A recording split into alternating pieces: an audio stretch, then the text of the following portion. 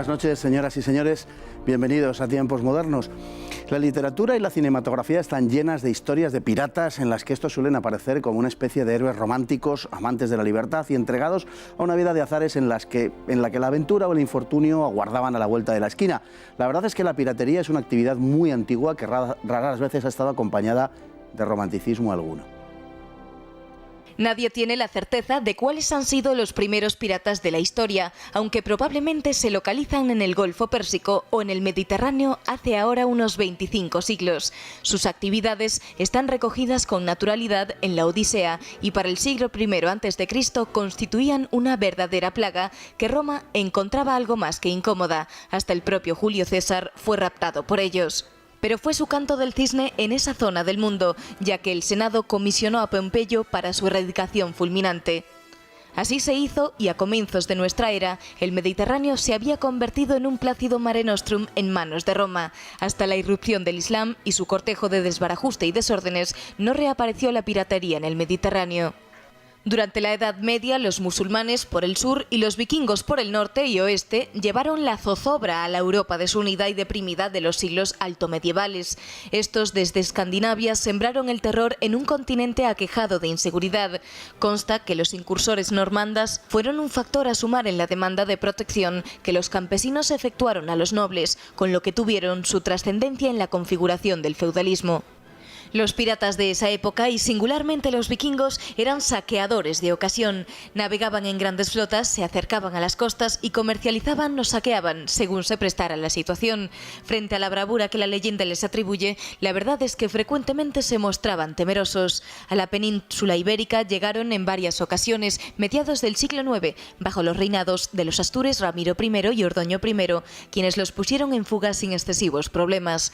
El proceso de cristianización de Escandinavia en los siglos X y XI puso fin a la piratería de estos pueblos. Durante la Edad Moderna, la piratería condicionó en no poca medida la política de la poderosa monarquía hispánica. En el Mediterráneo, Carlos I emprendió varias campañas de suerte dispar a fin de aplastar la piratería berberisca. Y Felipe II tuvo que orquestar el enorme esfuerzo de Lepanto para detener la expansión musulmana en el Mediterráneo, que contaba con el inapreciable apoyo de la piratería levantina de los berberiscos durante el siglo XVI. Pero la era de oro de la piratería fueron sin duda los siglos XVII y XVIII, que en una amplia variedad de fenómenos depredadores surgieron en torno al Imperio español. Bucaneros y filibusteros, que no son exactamente lo mismo que piratas, no fueron raros en las aguas antillanas, pero fueron sobre todo los corsarios quienes protagonizarían las más resonantes hazañas. El corsario suele encarnar lo que usualmente entendemos por pirata, aunque son hombres bien diferentes. Mientras el pirata es un hombre sin ley, un delincuente de mar, un asesino sin bandera, el corsario es una suerte de soldado, de marino y de aventurero, que si bien con el objetivo del beneficio personal, está comisionado por la corona con la que comparte beneficios, un empresario en definitiva que le ahorra costes al gobierno a cambio del reconocimiento de su estatus y riquezas. La característica de bucaneros y filibusteros, figuras más o menos superponibles, es que sus correrías no se limitaban a las de tipo marítimo, sino que las alternaban con latrocinios y saqueos en tierra, así que eran una especie de piratas todoterreno. La piratería tendió a desaparecer a comienzos del siglo XIX, con la extensión del poder de los estados que, para empezar, no necesitaban dispensar patentes de corso a los privados para que estos cubriesen un terreno que ya estaba en sus manos o que aspiraban ellos mismos a ocupar. Las armadas eran ya nacionales y las posibilidades de defensa de las posesiones coloniales mucho mayores que en épocas anteriores. La piratería, sin embargo, no desapareció del todo y hoy continúa existiendo, aunque restringida a zonas del tercer mundo, como el sudeste asiático y el Océano Índico. Don Agustín Rodríguez, muy buenas noches. Muy buenas noches. Un tema el de los piratas bastante menos conocido de lo que la gente habitualmente se cree, porque lo identifican con una imagen determinada. Creo que luego podremos volver hacia eso.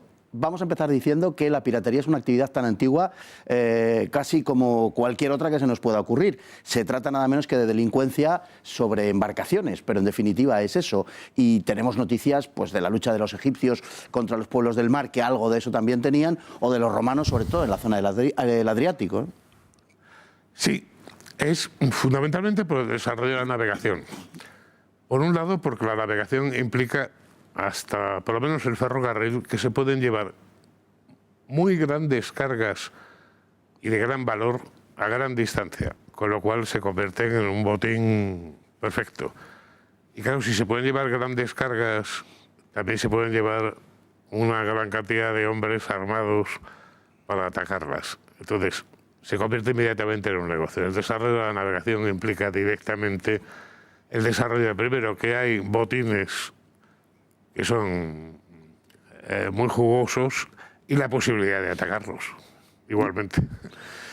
Y nos encontramos, bueno, con esos piratas que hemos dicho, históricamente los más antiguos, pero quizá la actividad más extendida de piratería de la que tenemos noticia, que fue verdaderamente peligrosa y que es una de las razones por las que, en fin, se siembra el pánico en Europa occidental y tiene su influencia también, incluso en la conformación de un cierto feudalismo, es el surgimiento de la piratería vikinga, un pueblo bueno, que, conforme se ha dicho en el vídeo, navegaba y según la oportunidad que viera comerciaba o atacaba las zonas que veía, en fin, más desprovistas de defensa. Son los piratas o los primeros piratas por excelencia, podemos decir. Sí, que además se desarrolla en un momento terrible, que es en el momento de la caída del Imperio Romano, del Bajo Imperio Romano, cuando todavía los reinos, digamos, bárbaros o germanos no han conseguido la navegación, y entonces se encuentran con que hay un vacío y las posibilidades son inmensas.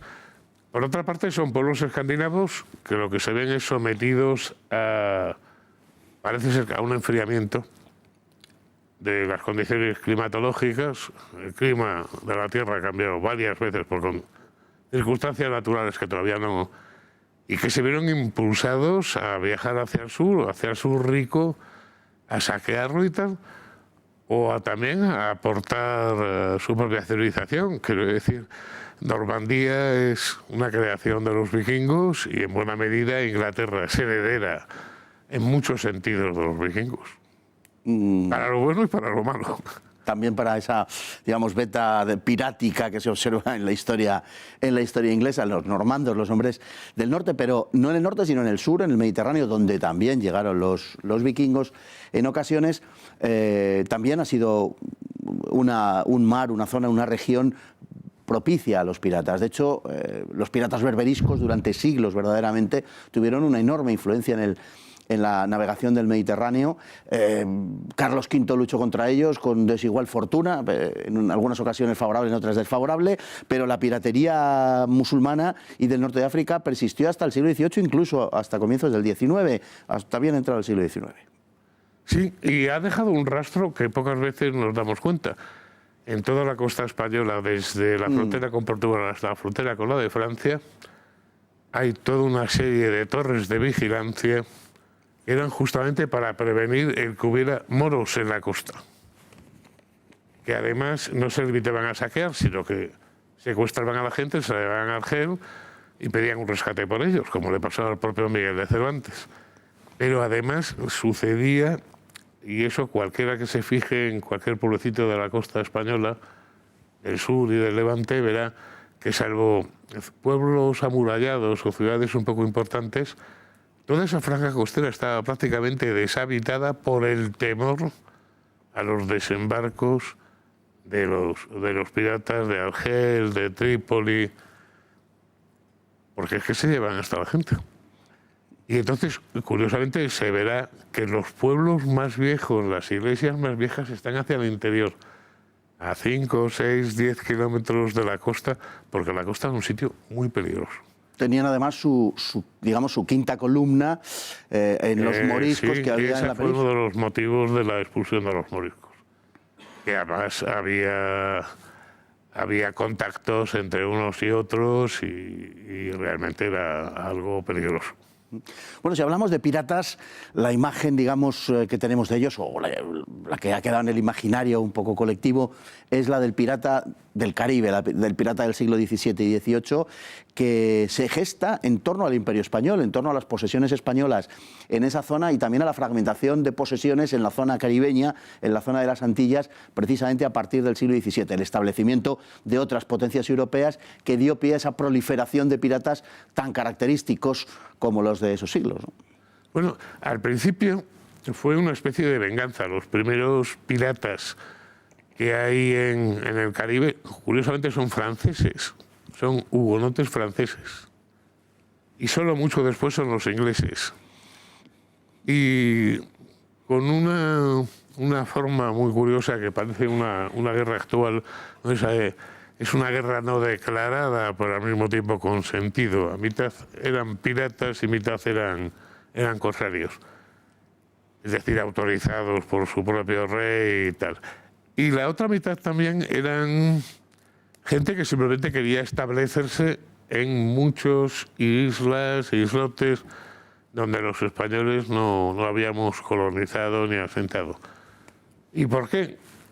Pues simplemente porque el Caribe entonces para los europeos era una zona peligrosa por las enfermedades, por el clima y tal, y entonces había mucho hueco que gente de muchas nacionalidades de Europa aprovechó para asentarse en él, que es el origen de muchas colonias, las pequeñas Antillas, que han venido después, que ahí han estado no solamente ingleses y franceses, sino daneses, media Europa. Holandeses. Bien, bueno, distingamos la figura del pirata, la figura del filibustero, la figura del bucanero y la figura del corsario, porque son figuras que aparecen entrelazadas, pero que realmente en algunos casos no tienen casi nada que ver, o abiertamente nada que ver, como es el caso de los corsarios. Bueno, pirata es un delincuente del mar, es un señor que roba y con muy poquitos escrúpulos en el mar o en las costas. El corsario es otra cosa muy distinta. Es un particular que tiene un barco y una tripulación y que es autorizado por su rey mediante una patente, un documento muy serio que además le obliga a cumplir todas las leyes de la guerra y del derecho, a hacer la guerra contra el comercio marítimo enemigo. Es decir, es una especie de milicia naval, pero que está muy obligado a cumplir las leyes, los reglamentos y tal. Bucanero lo que es colonos ilegales en las Antillas españolas. Gente que se asentaba en las islas abandonadas por los españoles o nunca pobladas, y se dedicaba a hacer el bucán, que era, como no había alimentos adecuados para los europeos, se dedicaban a criar ganado y a hacer una especie de cecina con ellos, que era el alimento básico, que luego suministraban y vendían muy bien a los piratas. Y filibustero es el más genérico, porque filibustero no viene más que de flipo, de barco rápido. Y claro, el señor que va a un barco rápido normalmente puede ser un pirata o un corsario, pero puede ser cualquier cosa. Hay muchos mitos ligados a la navegación en general y concretamente al tema de la piratería. Uno de ellos es la existencia en varios lugares, en varios océanos del mundo, en el Índico sobre todo y en el Pacífico, de se supone, unas ciertas comunidades, no sé si describir como idílicas, diríamos socialistas avant la lettre, donde no había propiedad y todo este tipo de cosas, que son leyendas que han perdurado a lo largo del tiempo. Bueno, la investigación no se sostiene quizá demasiado, pero hay toda una literatura al respecto, ¿no? No, bueno, eso ha sido las típicas distorsiones románticas y muchas veces muy interesadas, pero en absoluto se corresponde con la realidad. Sabemos que en los establecimientos piratas existía la esclavitud, claramente, incluso de europeos que entraban al servicio de uno que les llevaba. Existía la esclavitud sexual, por ejemplo. En fin, sí. Era simplemente, bueno, como se ha adornado desde un punto de vista romántico el asunto, como también cierta literatura fundamentalmente anglosajona diciendo que eran los vengadores de los indios caribes. Bueno, toda una historia esto de las leyendas de los piratas que da para mucho y que ha sido explotado literariamente y cinematográficamente.